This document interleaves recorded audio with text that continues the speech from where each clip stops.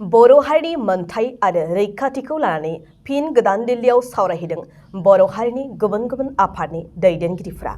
क'क्राझार आरो उदालगुरि लकसभा बियाबखौ एसटि रिजार्भैनो लाखिनांगौनि दाबिजों गोनांथारै सावरायहैदों भारतनि बिसायख'थि आयगनि कमिशनारजों। बर'नि गुबुन गुबुन आफाद गौथुमनि खमैबो 7 दैदेनगिरिनि मोनसे थान्दै हान्जाया क'क्राझार आरो उदालगुरि लकसभा बियाबखौ एसटि रिजार्भैनो लाखिफिननो मिरु बिसायख'थि आयगनि कमिशनार गुवारै सावरायदों आरो दाबिनि गोसोखां बिलाइबो गथायदों। सावरायनाय समाव बनसु FNLBS, बुआ, इउटुआ, BJSM, XNDAP, XAVVFO, ABSCF आरो मिसिं ट्राइबनि दैदेनगिरिफ्रा दंफायोमोन। सावरायखांनायनि उनाव लकसभानि बारग' MP सानसुमा खुंगुर बैसुमुतियारिया मा बुंदों फै गोनां बाथ्राखौ मिथिना लानि। जों दिनै इन्डियानि इलेक्शन कमिशनारनि जाय गाहाय चिफ इलेक्शन कमिशनार बिथां राजीव कुमार IAS खौ लोगो हमनानै बर'नि गोबां आफादफोरनिफ्राय मोनसे डेलिगेशन टीम हिसाबै जों लोगो हमफैदों। बे आफादफोरनि गेजेराव अल इन्डिया बर' पिपल्स नेशनेल लीग फर बेटार इन्स्टिट्यूट, बर' नेशनल स्टुडेन्ट्स इउनियन बनसु,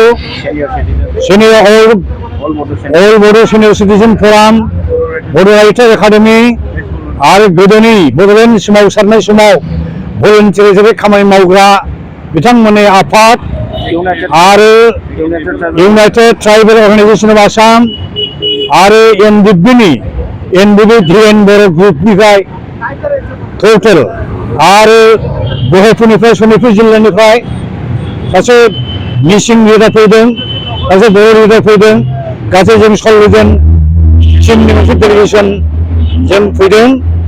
दा 10 पेजनि मेम'रेन्डाम गांसे लिरनानै चिफ इलेक्शन कमिशनारनो जों होखांनाय जाबाय। आधा घन्टासोनि बांसिन सम लानानै जोङो बिथांमोननो ब्रिफिं होबाय। बे ब्रिफिंआव जों बुंदों जे चिफ इलेक्शन कमिशन अफ इन्डियानि गेजेरजोंनो आसामनि एसेम्बलि आरो पार्लियामेन्टारि कन्स्टिटिउन्सिखौ डेलिमिटेसन खालामनो नागिरनाय जिथु प्रसेस, बे प्रसेसखौ होबथाथ'नांगौ, बन्द' खालामनांगौ, 2026 आव लानांगौ होननानै जों डिमान्ड होदों। जाहोना जाहैबाय 2007 सिगांनि delimitation commission headed by justice Kuldeep सिंहनि रिपर्ट एन्ड रिकमेन्डेशनाव मा खालामदोंमोन जे क'क्राझार आरो उदालगुरि पार्लियामेन्टारि सिट मोननै देखायदों, नाथाय मोननैबो सिटखौ जेनेरेल सिट हिसाबै दिन्थिदों आरोखि। आरो बड'लेण्ड एरियानि थाखाय गासै 70 एसेम्बलि सेगमेन्ट देखायदोंमोन। 70 एसेम्बलि सेगमेन्टनि गेजेराव 6टाखौ ट्राइबनि रिजार्भ देखायदों। बाखि बांसिन अनजिमानि 8खान एसेम्बलि सेगमेन्टखौनो जेनेरेल समस्या देखायदों आरोखि। बेनि जाहोना मा जादों? बड'लेण्ड ओनसोलनि थागिबि ट्राइबेल मानसिफोरनि पलिटिकेल राइट्सआ कर्ट पर्यायाव थांगासिनो दङ। बेखायनो जों बुंदों जोंनि बड'लेण्ड ओनसोलाव गासै 15खान ट्राइबेल बेल्ट एन्ड ब्लक हाबनानै दं। बे ट्राइबेल बेल्ट एन्ड ब्लकनि हाया अलरेडि गभर्नमेन्टनि रेकर्ड मथेबा 3 लाखसोनि बांसिन बिघा हा मालायनि आखायाव थांबाय। गुवाहाटी हाइकर्टआ जाजमेन्ट होबाय जे इलिगेल हाबनानै थानाय मानसिफोरखौ होखारनांगौ होनदोंमोन। प्राइम मिनिस्टार अफिसनि मोनसे डाइरेक्सन थांबाय आसाम गभर्नमेन्टसिम, इलिगेल जुदि एनक्रोच जुदि दंमारोब्ला बिटिडिनि सिङाव थानाय ट्राइबेल बेल्ट एन्ड ब्लकफ्राव बिसोरखौ होखारनांगौ होनदों। आरो गोबां रोखोम गोदोनि गभर्नमेन्टफ्रा अर्डार खालामनायखौ खुनुदिन मावफुङाखै आरोखि। बेखायनो जों दाबि खालामदों जेब्लासिमहालागै बे लाख ट्राइबेल बेल्ट ब्लकआव हाबनानै थानाय जायफोर आनडिजार्भिं मानसिफोर, इलिगेल एनक्रोचार, फरेन नेसनेल, बिसोरखौ होखारागौमानि डेलिमिटेसन प्रसेसखौ बन्द' खालामनांगौ होननानै जों दाबि दैखांदों। चिफ इलेक्शन कमिशनार बिथाङा आरो बिथांनि माखासे लोगोफ्रा जोबोद गोसो होनानै खोनासंदों, पजिटिभलि बिथांमोना रेसपन्स होदों। जोंनि डेलिगेशन टीमाव टटेल 16 जनमोन, 16 जन गेजेरजों 7 जन, 8 जन जोंबो हाबदों आरोखि। नोंथाङा सानाय सुनाय बेरामनि जेंनायाव गोग्लैदों नामा? जुदि नोंथाङा सानाय सुनाय दंब्ला जिंगासिनांगौ गैया।